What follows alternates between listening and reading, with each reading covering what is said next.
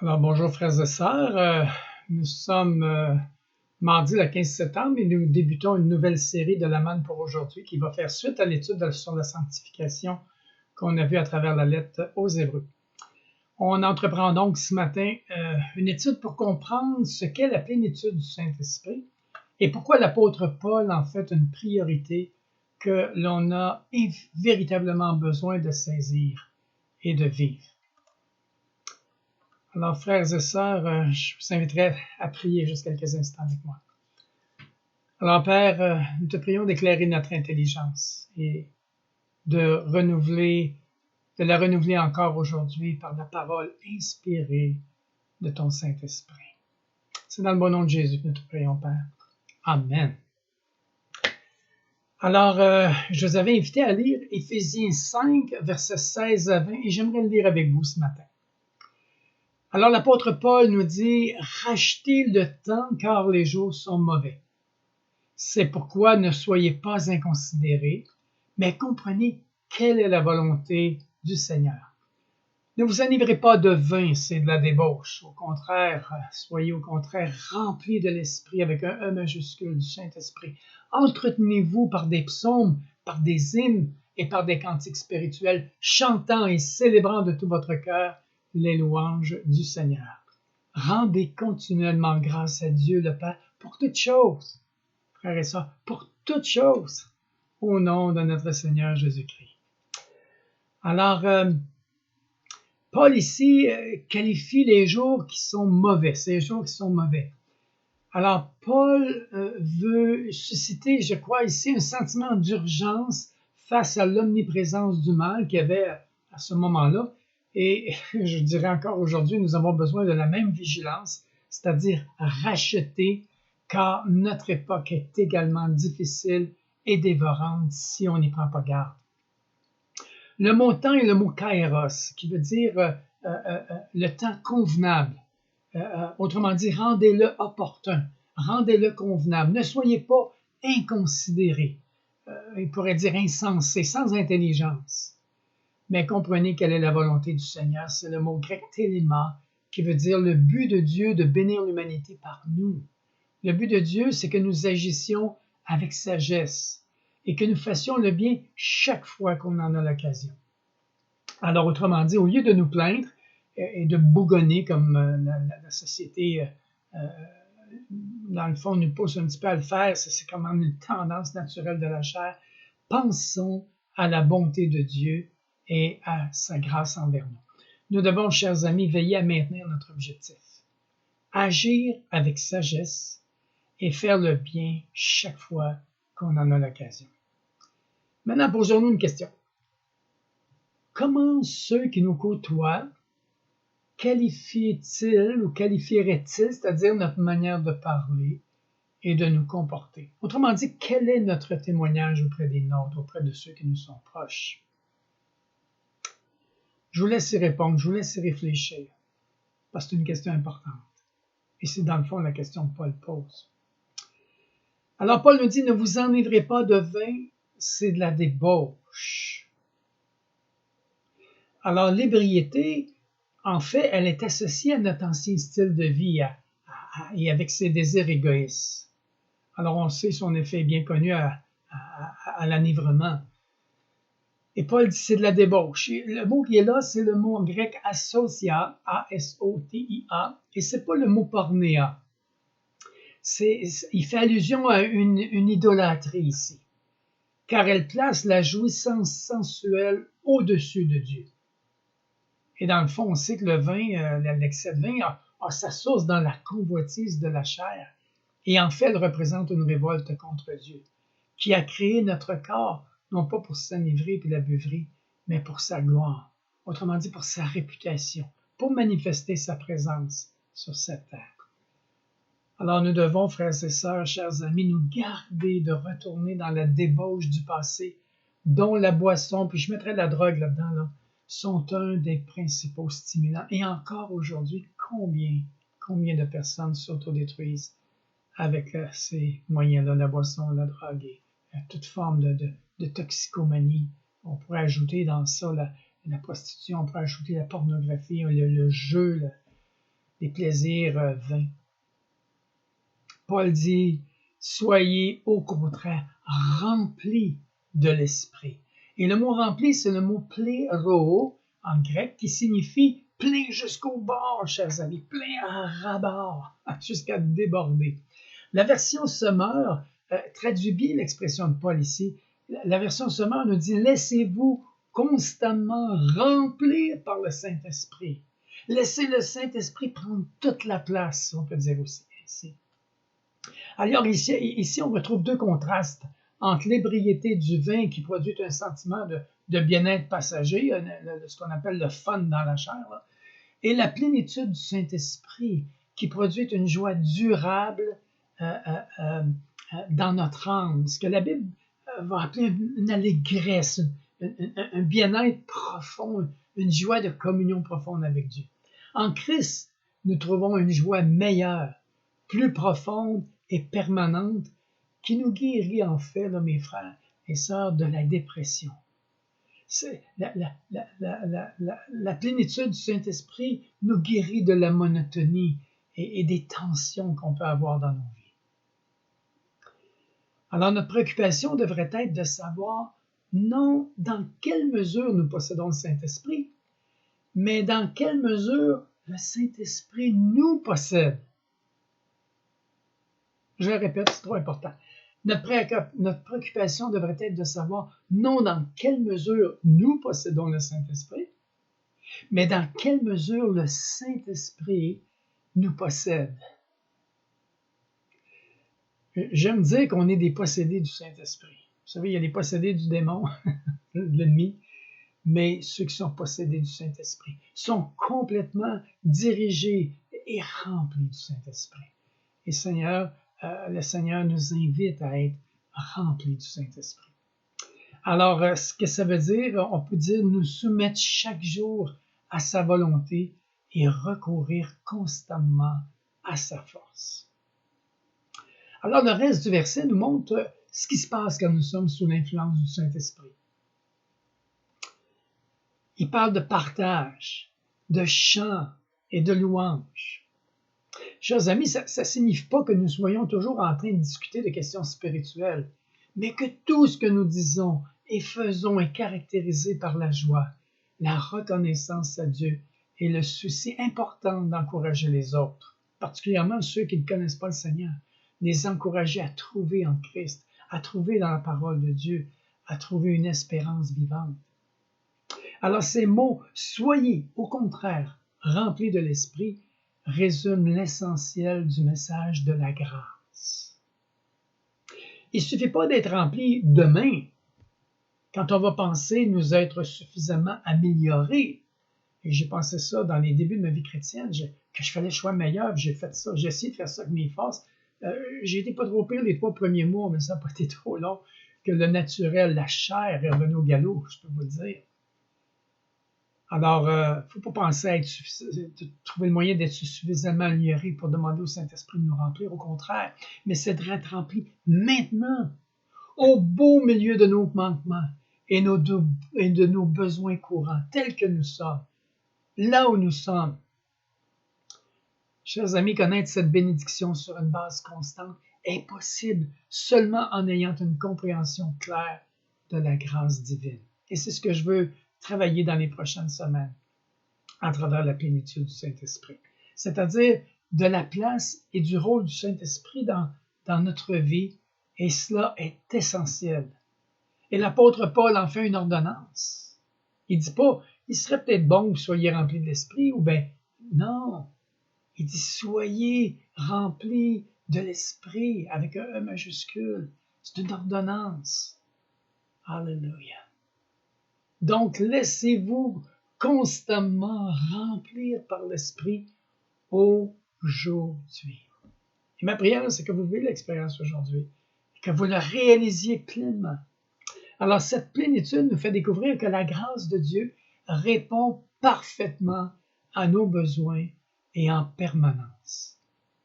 On pourrait dire qu'elle est un peu comme un océan là, dont les eaux cherchent toujours à remplir les trous, les profondeurs là, qui sont à remplir. Et pour nous, ça représente nos besoins à combler. Le véritable sens de la grâce est celui d'un amour immérité que Dieu nous offre. La seule condition, chers frères et sœurs, et chers amis, pour en être bénéficiaire, ce n'est pas de posséder tel don, mais de reconnaître ouvertement notre besoin. Soyez maintenant et pas demain et pas après-demain. Soyez maintenant remplis du Saint-Esprit. Nous allons regarder maintenant ce que la parole de Dieu nous dit au sujet du Saint-Esprit. Saisir la grâce, c'est saisir la plénitude de l'Esprit, la présence du Saint-Esprit et la raison de tout cela. Pourquoi Dieu a fait les choses comme ça? Alors, je vous avais invité à lire Jean 16, versets 13 à 16, qui nous dit ceci. Quand le Consolateur sera venu, c'est Jésus qui parle ici, l'Esprit avec un majuscule, le Saint-Esprit, l'Esprit de vérité, Jésus dit, il vous conduira dans toute la vérité. Toute, frères et sœurs. Car il ne parlera pas de lui-même, mais il dira tout ce qu'il aura entendu et il vous annoncera les choses à venir. Il me glorifiera parce qu'il prendra de ce qui est à moi et vous l'annoncera. Tout ce que le Père a est à moi. C'est pourquoi j'ai dit qu'il prend de ce qui est à moi et qu'il vous l'annoncera. Le Saint-Esprit est une personne. Arrêtons-nous quelques instants. Le Saint-Esprit est une personne. Alors, on ne doit pas le considérer comme une simple influence ou une sorte de puissance. Je me souviens, avant de connaître l'Évangile, j'ai déjà entendu parler du Saint-Esprit dans l'Église catholique de différentes manières. On parlait toujours comme quelque chose d'intangible, mais une puissance, quelque chose qui... C'est pas ça. Le Saint-Esprit est une personne au même titre que Dieu le Père et Dieu le Fils. Il est la troisième personne de la Trinité. Ici et dans tout le Nouveau Testament, on le désigne par le pronom personnel masculin « il ». Quand l'Esprit de vérité sera venu. Alors, Jésus parle, le mot esprit, c'est le mot pneuma. C'est un genre neutre, assez étonnant. Pourtant, il est associé au pronom « il » qui est au masculin. Alors, c'est pour ça que je dis que c'est une personne. C'est lui qui est chargé de révéler tous les desseins célestes, c'est-à-dire concernant la terre. Tout ce que Dieu a préparé et voulu pour ce qui se passe sur la terre. Le Père a remis toute autorité au Fils. Matthieu 28 au verset 18 nous dit, Jésus s'étant approché, leur parlant ainsi, tout pouvoir m'a été donné dans le ciel et sur la terre. Tout pouvoir, chers amis.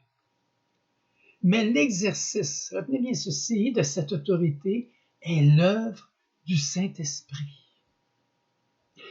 Il est l'agent exécutif de la Trinité. Et c'est à ce titre que nous le voyons l'œuvre dans tout le livre des Actes. Et j'oserais vous dire encore aujourd'hui qu'on pourrait appeler ça les actes des disciples. Autrement dit, ce qui se passe dans votre vie, ce qui se passe dans la mienne, qui honore Dieu, qui accomplit le dessein de Dieu.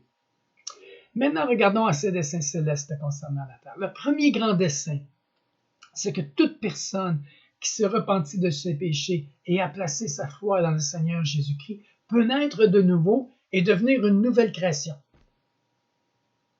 Une nouvelle créature, quelqu'un qui existait pour quelque chose de nouveau. Et ça, c'est la mission spéciale confiée au Saint-Esprit. Il est l'agent de notre nouvelle naissance.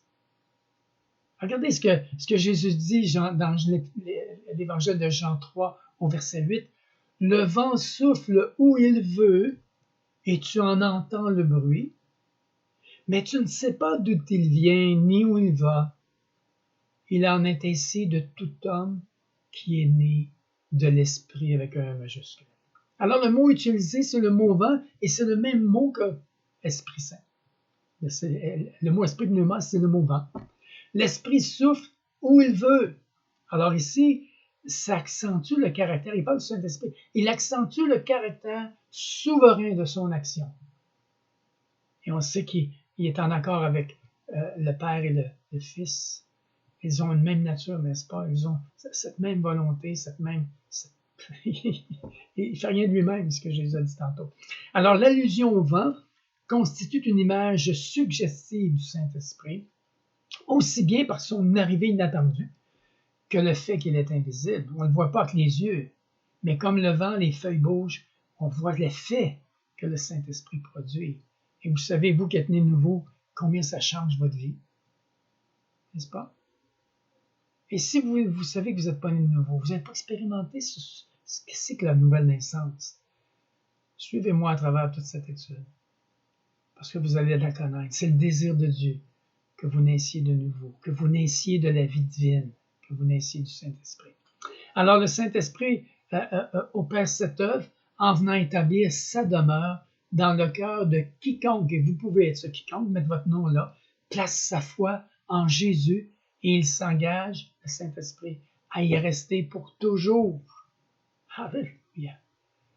C'est la grâce de Dieu. Jean 14, 16 nous dit, « Et moi, Jésus parle, je prierai le Père, et il vous donnera un autre consolateur, afin qu'il demeure éternellement avec, avec vous. » Autrement dit, dès que de tout mon être, je me suis aventuré à croire au sang expiatoire et précieux de Jésus, le Saint-Esprit est entré. Et on dit que je suis né de Dieu.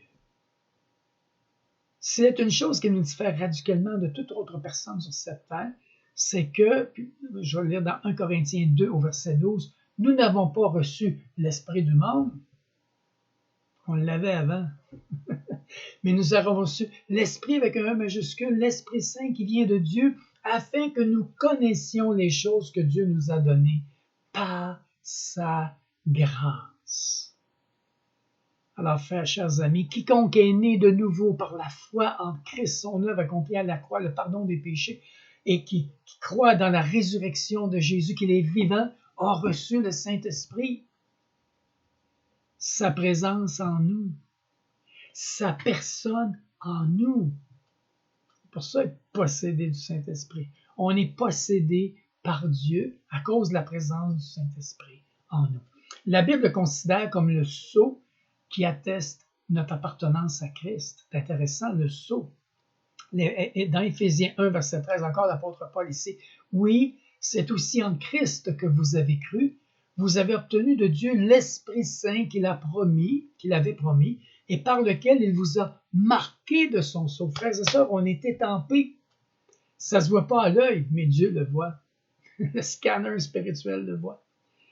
Romains 8, 9 nous dit, « Si nous n'avons pas le Saint-Esprit, nous n'appartenons pas à Christ. » Alors, c'est un essentiel, c'est un must. Éphésiens 1, 14, lequel est un gage, un acompte de notre héritage pour la rédemption de Dieu, de ceux, c'est-à-dire que Dieu s'est acquis pour célébrer sa gloire.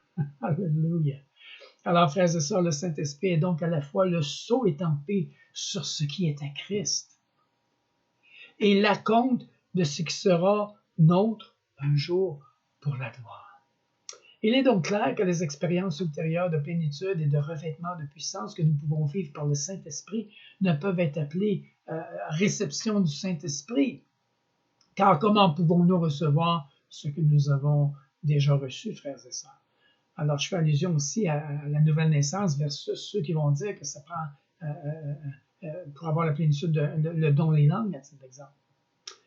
Alors, les textes du Nouveau Testament nous parlent de recevoir le Saint-Esprit. Juste l'exemple, j'en cite un parce qu'il y en a plusieurs, là, mais Galates 3, 2. Est-ce par les œuvres de la loi que vous avez reçu l'Esprit Saint? Ou par la prédication de la foi? Alors, on le reçoit comment? Par la prédication de la foi. Alors, ces textes ne peuvent que se référer qu'à la réception initiale du Saint-Esprit au moment de la nouvelle naissance. On est né de nouveau lors de la nouvelle naissance. On a reçu le Saint-Esprit lors de la nouvelle naissance. Point à la ligne. C'est ce que la parole de Dieu nous dit clairement. Maintenant, que signifie alors d'être rempli du Saint-Esprit? C'est être rempli de celui qui est déjà là, présent dans notre cœur. C'est y laisser toute la place. J'aimerais vous illustrer la différence entre la présence de l'Esprit en nous et la plénitude de ce même esprit en nous. Et c'est un exemple que Ralph Shelley avait donné dans un de ses livres, je ne me souviens pas lequel, mais je l'ai toujours gardé dans ma mémoire. Il avait dit, prenez une éponge et pressez-la, et maintenez-la pressée en la plongeant dans l'eau. Elle est dans l'eau et l'eau se trouve en elle. Elle se remplit, c'est-à-dire, mais vous l'avez dans votre main, vous la serrez dans votre main. Mais en réalité, ce qui se passe, c'est qu'il y a une faible quantité d'eau ici. Parce qu'on la tient. Maintenant, si vous la lâchez, vous ouvrez votre main, vous lâchez prise. L'eau pénètre alors dans toutes les alvéoles, c'est comme les petites poches de l'éponge, et elle se remplit d'eau, elle gonfle jusqu'à son maximum. De même, lorsque nous acceptons Jésus-Christ comme notre sauveur personnel et que nous naissons de nouveau, nous sommes plongés dans la sphère d'action de l'Esprit Saint et celui-ci pénètre en nous. Alors là, on est dans ce bol d'eau pressée. Romains 8, 9 nous dit, vous, au contraire, vous n'êtes pas livrés à vous-même, mais vous dépendez de l'Esprit, avec un majuscule, puisque l'Esprit de Dieu habite en vous. Oui, nous sommes dans l'Esprit, et l'Esprit est en nous. Mais cet Esprit peut ne pas avoir le contrôle entier de notre personne. C'est là toute la différence avec la plénitude. On a la plénitude lors de la nouvelle naissance, parce que c'est ce qui se passe. Mais à un moment donné, on perd cette plénitude. C'est-à-dire on enlève au Saint-Esprit une certaine domination sur certains domaines de nos vies. Alors nous avons peut-être encore besoin, frères et sœurs, d'être remplis d'esprit dans lequel nous avons été immergés. Ouvrons-lui donc tous les alvéoles, les compartiments de notre être. Laissons-nous persuader par lui et soumettons-nous à sa seigneurie. En agissant ainsi, nous serons remplis de l'Esprit. On ne sera pas seulement dans l'Esprit, l'Esprit nous remplira, comme l'eau remplit l'éponge lorsqu'on a lâché prise. Alléluia. Chers amis, si nous sommes parvenus à la repentance et à la foi dans le Seigneur Jésus, le Saint-Esprit lui-même vit en nous, faisant de notre corps son temple. Et il veut remplir ce temple. Ma question aujourd'hui, ce matin, le Saint-Esprit a-t-il le contrôle entier de votre personne? Est-ce qu'il a accès à tous les domaines de votre vie? Ou gardez-vous des péchés cachés, des domaines de votre vie que vous ne voulez pas lui donner accès, des choses que vous ne voulez pas lui confier? Prenez le temps de réfléchir et de méditer cela ce matin. Prions quelques instants. Père, je veux me préoccuper aujourd'hui, non pas de savoir quelle mesure je possède du Saint-Esprit, mais dans quelle mesure ton Saint-Esprit me possède. Puis je ne veux pas être rempli, Seigneur, demain, en pensant que je vais m'être suffisamment ignoré pour que je puisse être rempli. Non, j'ai besoin, Seigneur, d'être rempli maintenant de ton Saint-Esprit au beau milieu de mes difficultés, au beau milieu de mes manquements et de mes besoins courants aussi. Seigneur Jésus, je veux connaître cette plénitude sur une base constante. Aide-moi à avoir cette compréhension claire de ta grâce et réaliser pleinement comment elle répond parfaitement à mes besoins, et cela en permanence. Je choisis ce matin de me soumettre, et je le voue à chaque jour, à la Seigneurie de l'Esprit Saint, et à recourir à sa force pour demeurer dans tes voies et goûter la joie de ta présence. Alors, Saint-Esprit, et accepte tout ce que je suis. Enlève de moi tout ce qui n'est pas de Dieu. Montre-moi, purifie-moi, délivre-moi. Je te le demande dans le beau nom de Jésus. Amen. Alors, chers frères et sœurs, pour demain, puis je vais revenir avec la prochaine capsule jeudi, je vais vous inviter à lire Jean au chapitre 14, le verset 16 Allez lire aussi le verset 26 et un petit peu plus loin au chapitre 15, encore une fois, le verset 26. Le Seigneur Jésus a souvent appelé le Saint-Esprit le consolateur, mais le mot qui est là, on pourrait utiliser le mot le défenseur. On va voir ça ensemble jeudi. C'est vraiment intéressant de réaliser un travail que le Saint-Esprit accomplit en nous à ce niveau-là.